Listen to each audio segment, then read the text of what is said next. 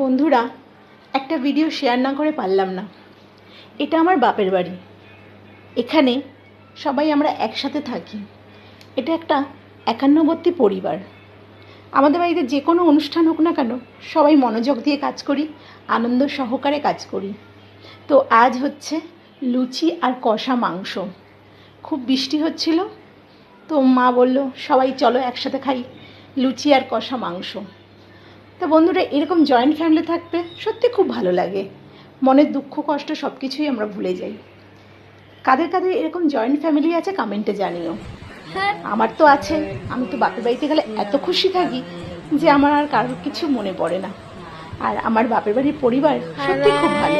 আমি বাড়ির একটা মাত্র মেয়ে, আমাকে সবাই প্রচণ্ড পরিমাণে ভালোবাসে, ছোট বাচ্চা থেকে বড় সবাই। বাচ্চারা তো আমাকে এতটাই ভালোবাসে যে সেখানে গেলে আমার আর আসতে ইচ্ছা করে না। তো আমার খুব ভালো লাগলো। তোমাদের কেমন লাগলো এই ভিডিওটা, বা এই পরিবারের কথা শুনতে কেমন লাগলো কমেন্টে জানিও। রাতের শুভেচ্ছা রইল আমার ফেসবুক পরিবারের সকল বন্ধুকে।